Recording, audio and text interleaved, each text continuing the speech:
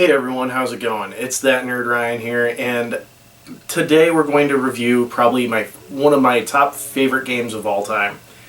Looking back, I've been kind of like looking at my teenage years and preteens and stuff, and thinking like, what kind of made me the person I am today? So today we're going to talk about Sonic the Hedgehog 2006, the masterful game that revolutionized the PlayStation 3 generation with amazing work. Something's wrong there. Not Sonic 06. I mean, okay, the joke wasn't going to work because you guys read the title. We're reviewing Batman Arkham Asylum today. So this is a game from the PlayStation 3 era. I believe it was 2008 this game was released. And it did truly revolutionize games in general. And there hasn't been a game series since that's truly adapted to that playstyle. People say the Spider-Man games, but they're very close, but no cigar. This is coming from somebody that's favorite superhero is Spider-Man and second favorite superhero is Batman. I will say the Arkham games are miles better than the Spider-Man games. Go ahead, shoot me for that. Shoot me. I mean, they're both good in their own sense, don't get me wrong, but, I mean, Arkham Asylum, Arkham City, Arkham Knight, and even Arkham Origins are phenomenal games that nobody can hold a candle to. So, I'm not going to fully talk about the story today like my usual stuff. I'm trying to stray away from that and like kind of talk about other aspects with you guys, especially in games. So we're going to talk about the story really quick. Basically what happens is Batman takes Joker back to Arkham as his routine when Joker breaks out and holds Batman hostage inside the asylum, where inmates and some famous inmates go after Batman. During this, the Joker has a whole plan using a new form of Bane's venom serum called Titan that he uses on some of the inmates to attack Batman, and then uses on himself at the end. Batman defeats the Joker. The day is won. So with that, let's talk about some of the famous faces. We have Victor Zsasz, Goon number 3, Inmate number 2. I'm sorry, I'm in a goofy mood today, I guess. But Bane, Scarecrow, Killer Croc, and the list can go on. I literally drew a blank there, but Harley Quinn, obviously.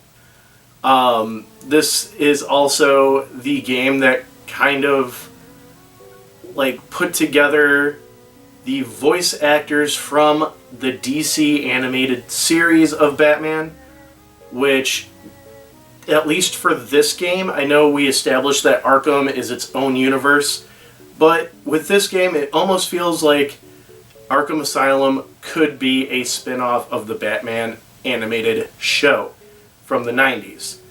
I mean, with returning hitters like Kevin Conroy, Mark Hamill, and so on and so forth, it really makes it feel like a true Batman game.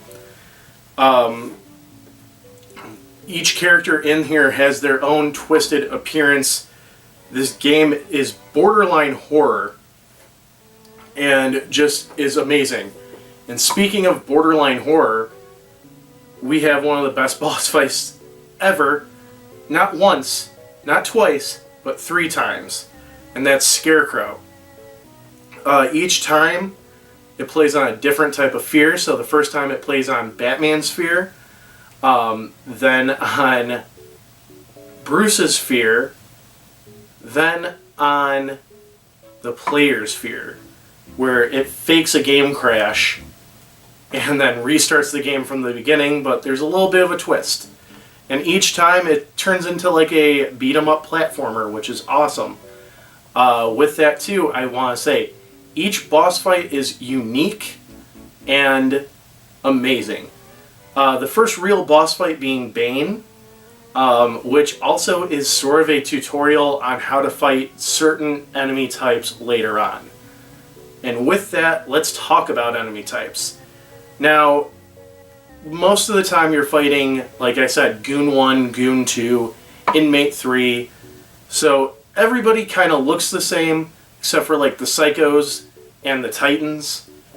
But it does differentiate enough with the type of weapons that they have and the type of buttons that you have to hit. With that, we have the gameplay. So first and foremost, let's talk about the most important thing. Investigating. This game makes you feel like you're Batman.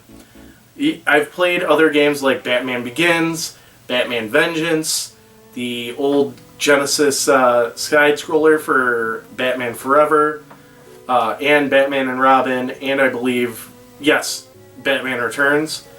And even in games like Injustice, it feels like Injustice you're just playing a character with a Batman skin, in my opinion. This game really immerses you and makes you feel like you are Batman. Detective mode is the biggest help. Helps you out in fights, in stealth missions, in solving crimes.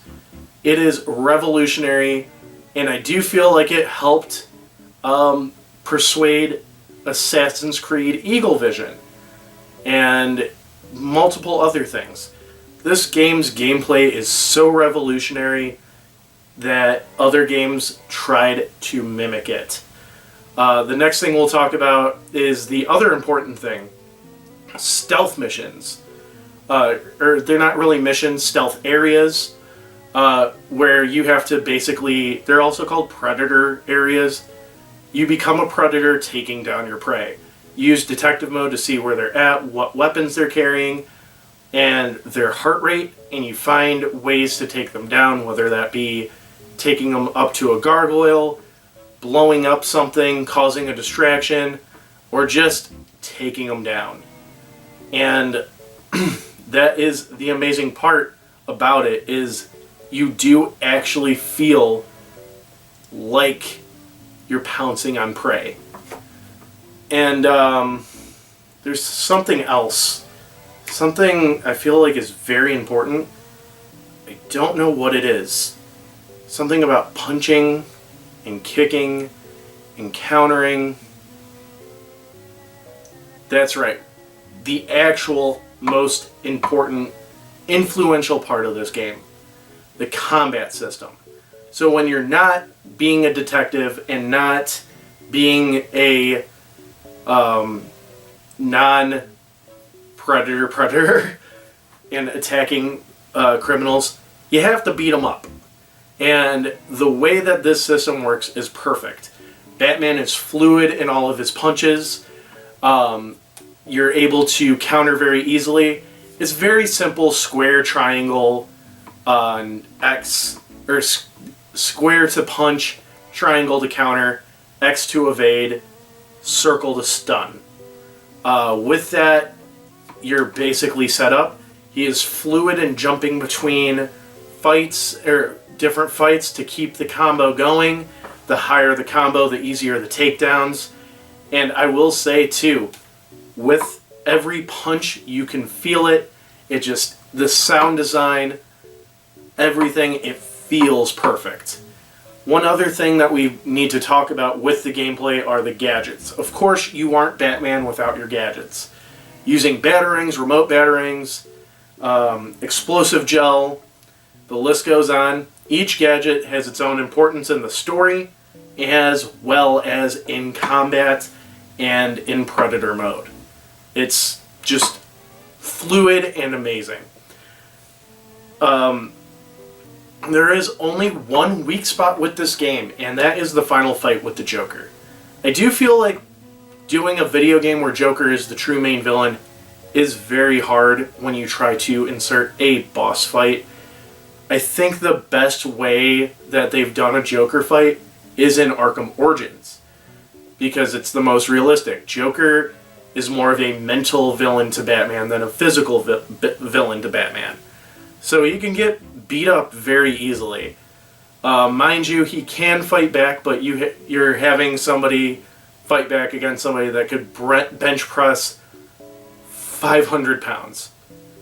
And that's like in some universes. It does feel that the Arkham Batman is stronger than usual. So that's like Joker going like this to Batman and Batman going like that to Joker. So it's hard to do those types of fights. Like I said, Arkham Origins did it perfect. Arkham City, you aren't actually fighting the Joker. Arkham Knight, you're mentally fighting him. So how did they do it in Arkham Origins? They made Joker take the Titan Serum, and he fights you as Titan Joker, just looking terrible, and basically take down a bunch of enemies, pull them down, beat them up really fast. And that's it. I do think that the Clayface route was better, or doing something similar to that, just not making Joker a Titan, would have made sense. That is literally the only weak point in the game. Everything up till then is perfect. I will say too, the side missions, albeit small, because really in this the side missions are just the Riddler challenges. They are fun. This is the first game that I've ever 100%ed just for solving the Riddler puzzles. Now, you don't get as exciting events as the other Arkham games with these Riddler prizes and trophies and stuff. All you get at the end is a little dialogue where it's him getting picked up by the cops. But I mean, with that too, you get audio logs that reveal backstory on these characters and stuff like that. So this game, you could tell, was truly made by Batman fans and is truly a love letter to Batman. So I'm going to go ahead and give this game a 9 out of 10. It would have gotten a 10 out of 10, but that Joker Titan thing still gives me nightmares just for how ugly it is. So yeah, I hope you guys enjoyed the video. Make sure you leave a like, comment, subscribe, ring that bell. Follow me on all my social media down below. It's That Nerd Ryan, signing off.